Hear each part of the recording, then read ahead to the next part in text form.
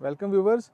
सर्दियों के मौसम की आमद है और सर्दियों का मौसम जो है वो मुझे स्पेशली इसलिए ज़्यादा पसंद है कि उसमें जो है वो बहुत सारे फूल और ऐसे रंग बिरंग के फूल सर्दियों के मौसम में मिलते हैं जो कि आम तौर पे गर्मियों में हमारे पास अवेलेबल नहीं होते।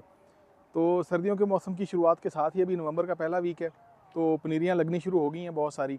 कमर्शियल लेवल के ऊपर एक पनीरी लग रही है, यहाँ पे एक नर्सरी है, उसमें हम आए हैं। तो यहाँ पे कमर्शियल लेवल के ऊपर जो है ना वो सर्दियों के लिए पटोनिया की जो पनीरी है वो अभी लगाई जा रही है। तो पटोनिया के जो पनीरी है उसका जो बीज है, सीड है, वो भी अभी एक पैकेट ये मेरे हाथ में है। तो अभी ये भी आपको दिखाते हैं और फिर इसको जो लगाने का तरीका है, जो लगाने का मेथड है वो भी आपको बताते हैं। और इसके साथ साथ ये एक रिमाइंडर भी है कि अगर आप अपने पास इसके पौधे उगाना चाहते हैं तो इसका मौसम आ गया है, तो आप इसकी पनीरी जो है ना उसको आप लगाने की शुरुआत कर सकते हैं। पटोनिया के सीड का ये एक पैकेट है, इम्पोर्टेड सीड होते हैं ये, और इस तरह के जो है ना इस तरह की पैकिंग में ये आता है। लेकिन इसका जो बीज है वो बहुत ज़्यादा बारीक होता है, तो उसके लिए ना फिर ये मेथड इख्तियार किया जाता है, क्योंकि इतना बारीक बीज जो है उसको पनीरी के अंदर डिस्ट्रीब्यूट करना काफ़ी मुश्किल होता है। तो उसके लिए जो है ना वो फिर ये किया जाता है कि इस तरह रेत लेके, तो रेत के अंदर इसकी मिक्सिंग होती है। तो अभी आपको ये देखें, बड़ा अमेजिंग मेथड है, मैं आपको भी दिखाता हूँ।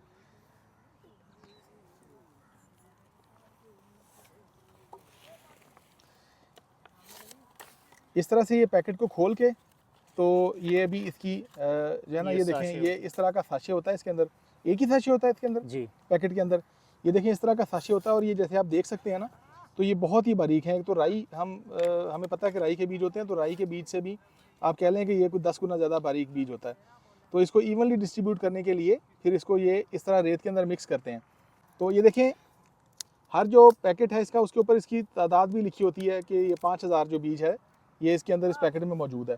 तो अभी ये नवीद साहब जो हैं ये इसको मिक्स कर रहे हैं। ये देखिए, इन्होंने पैकेट को खोला है और खोल के तो इन्होंने सारा जो सीड है वो इन्होंने इसके अंदर इस तरह से रेत में डाल दिया। अभी इसको इवनली पूरी रेत के अंदर डिस्ट्रीब्यूट किया जाएगा। करें, ये 2 पैकेट हैं, ये अलग अलग हैं, ये एक ही कलर के। एक ही कलर में है। जी, एक ही कलर के। ये ठीक अभी है, 10,000 बीज हो गया इसका। 10,000 बीज हो गया, ठीक है।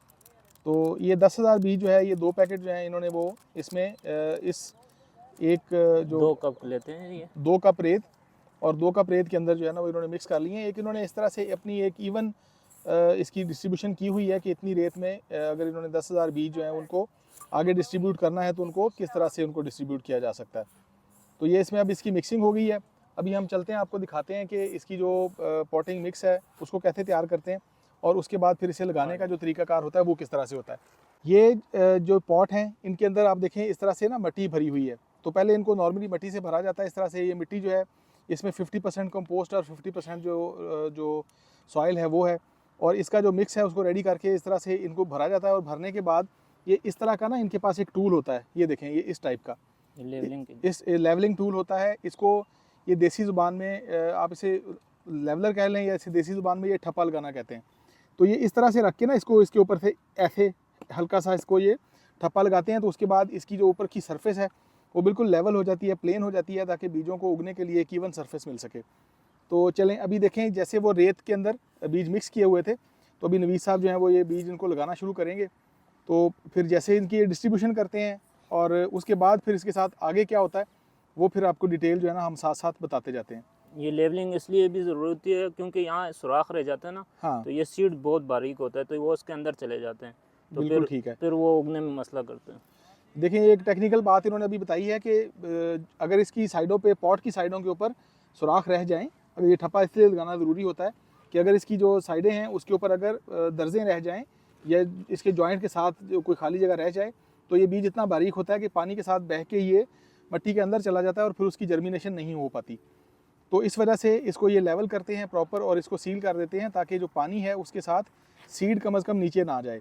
तो रेत के साथ मिक्स करके अभी देखें ये इस तरह से इसको ये लगा रहे हैं, और ये जितनी भी रेत है अब इसके साथ ये लगाते हुए जाएंगे, तो ये काफ़ी दूर तक जो है कम अज़ कम कितने, अब जितने आपने 10,000 बीज आपने डिस्ट्रीब्यूट किए हैं, ये 300 पॉट्स में आएंगे। 300 पॉट्स में ये आ जाएंगे। तो ये देखें, कैलकुलेशन जो है ना वो इनके पास बनी हुई है। हर काम जो होता है उसका एक टेक्निकल मेथड होता है, और उसके साथ जो उसकी कैलकुलेशन होती है उसके हिसाब से चीज़ें चलती हैं। तो ये इस तरीके से अभी इसको ये जैसे ये कर रहे हैं, तो ये इसकी इस तरह से इसको लगा लें। नवीद साहब, आप कितने अरसे से ये काम कर रहे हैं? ये मुझे हो गए 9-10 साल हो गए ये इस 9-10 साल हो गए माशाल्लाह। तो आप तकरीबन ये सीजनल पनीरियाँ जितनी भी हैं सारी वो सब लगाते हैं? जी। और अभी आजकल कौन कौन सी पनीरियाँ जो पौधों की है, ये तो पटोनिया हो गया, इसके अलावा क्या क्या चीज़ें लगा रहे हैं? इसमें पटूनिया आता है, पेंजी आते हैं और एंट्रेनम आता है, ठीक है, जैसे गजानिया हो गया ठीक है, और बहुत सारी हैं। जैसे अभी तो जो मेरीगोल्ड है वो ख़त्म हो जाएगा ना, ठीक है। जैसे सर्दियाँ बढ़ेंगी। मैरीगोल्ड तो फूलों पे आ गया ना अब? जी, अभी जी, जैसे सर्दियाँ पड़ेंगी, हाँ, कोहरा पड़ेगा तो वो ख़त्म हो जाएगा। बिल्कुल तो ठीक है, उसके बाद ये पटोनिया का सीज़न शुरू हो जाएगा। ठीक है, तो इसके साथ एंट्रेनम, पेंजी, ठीक है, गजानिया वगैरह जैसे बिल्कुल हमने ठीक। ये भी लगा दिए। हाँ, अब इसके ऊपर ये मीडिया पड़ेगा इसका, ठीक है। चलें, ये आइए इसको भी उसका दिखा मेथड दें। भी हमें थोड़ा-सा समझा दें। आप खुद लगा के ज़रा बता दें कि इसको इसके ऊपर फिर किस चीज़ से कवर करते हैं, जिसके बाद फिर इसकी जर्मिनेशन स्टार्ट हो जाती है? ये मीडिया होता है इसका, ये देखें, इसको ये हम एक इन्होंने मीडिया बनाया हुआ है जी, और इसमें कंपोस्ट और कोकोपीट और इस तरह की 2-4 चीज़ें, जी ये उनका ये मिक्स है। मिक्सचर होता है और ये काफ़ी लाइट वेट मीडियम होता है। तो ये इसके ऊपर जो हमने सीड डाला है उसके ऊपर डाल के यूँ लेवल कर देते हैं, बिल्कुल ठीक है, बिल्कुल गमले के बराबर में ना, ठीक है, ना कुछ ज़्यादा होना चाहिए ना कम, इसका एक लेवल होता है। बिल्कुल ठीक है। तो उसके बाद इसको और पानी उसके लगा, ऊपर इसको दबाते नहीं हैं, नहीं दबाना नहीं, प्रेस नहीं बस इसके करना। बाद इसको फिर शावर के साथ पानी स्प्रिंकल हो जाएगा, जी, जब ये सारे बीज लग जाएंगे। जी। तो इंशाल्लाह ये 7 से 8 दिन में इंशाल्लाह ये हो जाएगा तैयार। 7 से 8 दिन में ये सारी पनीरियाँ जो हैं ये उगनी शुरू हो जाएंगी जी, और उसके बाद जो है तकरीबन 1 से 1.5 महीने में इनके पौधे जो हैं वो आप समझ लें कि उनके ऊपर फ्लावरिंग स्टार्ट हो जाएगी। अच्छा नवीद साहब, आप हमें ये बताइए कि अभी आप कितनी तरह के जो कलर्स हैं वो लगा रहे हैं इसमें पटोनिया के अंदर? पटोनिया के मुख्तलिफ 10-12 कलर होते हैं, जो जिसमें वाइट हो गया, ब्लू हो गया, बरगंडी हो गया, ठीक है, रोज़ हो गया, डीप रोज़, रेड हो गया और पकोटी में इसके कलर आ जाते हैं जो शेड में आते हैं। फिर स्टार में आ जाते हैं, जो रेड स्टार हो गया, ब्लू स्टार, जितने कलर हैं उसमें फिर स्टार में आ जाते हैं। ठीक है। क्रिम्ज़न में आ जाते हैं, वॉलवेट में आ जाते हैं और तो ये सारे पहले कलर कौन से कलर लगते हैं और बाद में कौन से कलर लगते हैं, इनकी तरतीब किस तरह से बनाते हैं आप? पहले वो कलर लगते हैं जिसकी जर्मिनेशन जो है वो स्लो होती है, तो वो पहले लगा देते हैं और जो जल्दी उग जाते हैं वो बाद में लगाते हैं, क्योंकि फिर इसकी हाइट का मसला हो जाता है। जो हमने पहले लगाई होती है, अगर आप मिसाल के तौर पे वाइट लगा दें तो फिर वो जल्दी उग जाता है, उसकी हाइट हो जाती है। और जो रेड आपने लगाया है वो बहुत स्लो उगता है, तो उसकी हाइट नीचे रह जाती है, तो फिर वो डिसबैलेंस हो जाता है।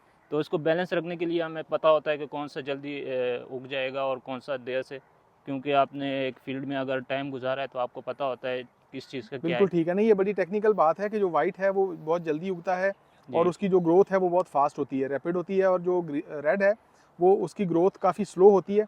तो उनको लगाने के लिए कम से कम आपको 10 से 15 दिन का गैप देना चाहिए। जी, जी इस ठीक तरह है, का देना चाहिए। बिल्कुल सही। और इसके बाद इसको फिर कवर करेंगे? ये शापन हमने रखे हुए हैं, जो रेनी सीज़न होता है, अगर बारिश हो गई तो ये जितना हमने मेहनत की है बारिश ओवरफ्लो हो जाएगा इस पे, ये पानी ओवरफ्लो और इसका जो सारा बीज है वो बैठ जाएगा या गमला बैठ जाएगा, तो उस वजह से भी इसकी जर्मिनेशन में ये बहुत बीज फ़र्क उछलता पड़ता भी है ना बारिश के है। साथ, जी, क्योंकि जी। वो जब ये बारिश जो तेज़ इसका बारिश होती मीडिया है। है ये सारा उसके साथ बह जाएगा अगर ठीक, बारिश तेज़ हो गई। इस वजह हाँ, से वो शापर देखें हम ठीक हमने है, बिल्कुल रेडी रखे हुए हैं, जैसे ही बारिश आती है बस सारे दूसरे काम छोड़ के ये शापर डाल देते हैं जल्दी जल्दी।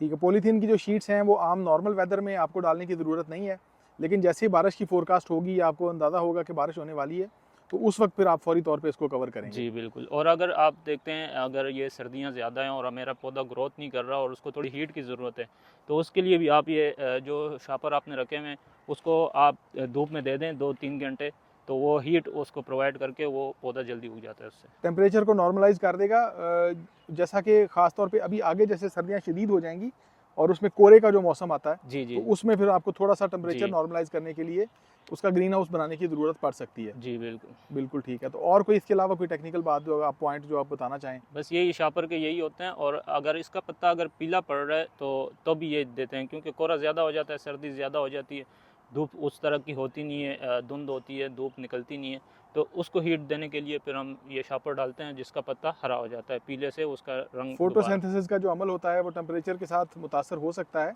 और जब उसको थोड़ी सी उसका टेम्परेचर बेहतर किया जाता है या उसको थोड़ी सी हीट दी जाती है ग्रीन हाउस के साथ, तो फिर उसका जो पत्ता है वो ग्रीनिश होना शुरू हो जाता है और क्लोरोफिल ज़्यादा बनता है और फोटोसिंथेसिस का जो अमल है वो बेहतर हो सकता है। चलिए नबी साहब, बहुत शुक्रिया, बहुत आपने बहुत शुक्रिया। सारी कीमती मालूमात हमें बताई, आपका बेहद शुक्रिया। तो और थैंक यू व्यूवर्स, आप अपना ख्याल रखिएगा। नेक्स्ट किसी वीडियो में दोबारा आपके साथ मुलाकात होती है।